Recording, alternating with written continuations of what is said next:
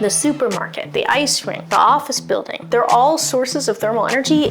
Even lakes and rivers and the sea are massive sources of thermal energy. I'm Zainab Magavi. I'm Executive Director at HEAT. HEAT is a nonprofit based in Massachusetts that focuses on a managed and ethical thermal energy transition.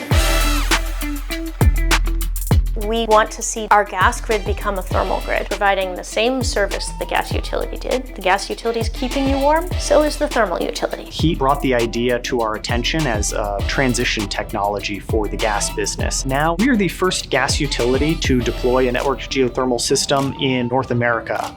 Networked geothermal systems are relatively simple. You're basically leveraging the stable temperature under the ground. Here in Massachusetts, that's about 55 degrees year-round, and you are moving it throughout the neighborhood. There are three main components to a networked geothermal system. Are the bore fields. They're holes that go down 600 to 700 feet underground, and they're used to pull heat out of that bedrock in the winter. In this case, doing that with pipes filled with water, and the water is carrying the thermal energy. The water then runs through the mains, pipes underneath the roadways that move that warm water around the neighborhood and deliver it to each of the buildings through service lines. The third part of the system are the heat pumps that concentrate that heat into 90-degree air, blow it out into the home, and keep everybody warm in the winter.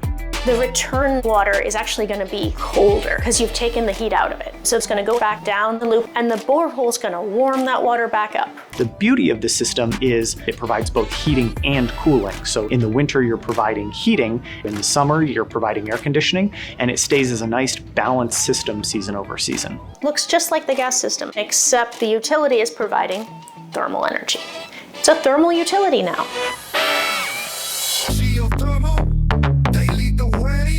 After we completed a feasibility study, Eversource decided to move forward with a demonstration project, and they began to look for a site. The geothermal project that we're working on in Framingham spans a mile-long network of pipe that's installed across the neighborhood that it encompasses. There are 36 buildings in the network. It's going to be able to support our residents, our businesses, as well as 2 municipal facilities. There are 3 central bore fields that support the network. One is located right here at our school administration building, another is located at the fire station, and another is located in the neighborhood of the Framingham Housing Authority. On this project, we have everything from drillers to undertake the bore field work to traditional gas workers. We have plumbers, we have electricians, and then we have folks that own operating systems that are doing the operations and maintenance. So at the far end of the parking lot here is the pump house. This is the only above ground structure that we have on the system. The pump house acts really as the heart of the system. You can see all of this 8-inch piping up in the ceiling. That runs out to the street and through the neighborhood and distributes the water to all of the customers. Over here on the wall, this is actually our control panel.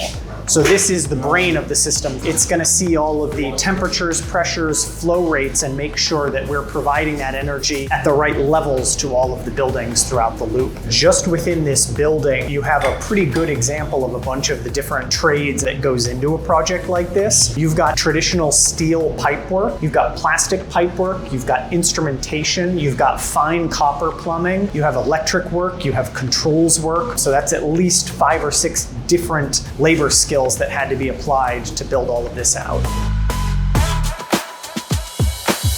A huge aspect of Framingham being selected had a lot to do with community support. In the first weekend, 41 residents signed a letter of interest indicating that they would be interested in participating. In addition, Framingham has been working hard to do outreach on things like heat pumps, other forms of renewable energy, to educate residents that these are opportunities for them.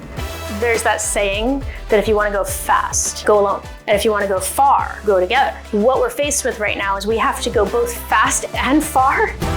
I don't believe we will get to our climate goals if we don't listen and hear all of the interconnected stakeholders. And so using the gas utility itself with its incredible workforce, their entire infrastructure allows us to move at the speed and scale we need in a just way for everyone. We're really excited to see that momentum nationwide. Our peer utilities are also looking at them, and there are a number of other utilities across the country that are also in various stages. Part of your job as a student is to find your place next. There's a huge need for engineers. But if you're the type that really wants to engage the community, there's a huge need for community organizing. If you can't imagine being behind a desk, consider becoming a geothermal driller. There's not enough, and you can run your own business, or you can join the union workforces. I started my career in upstream oil and gas, so I was getting on helicopters and flying out to oil rigs, but I've always been fascinated with new technology, and so that's really what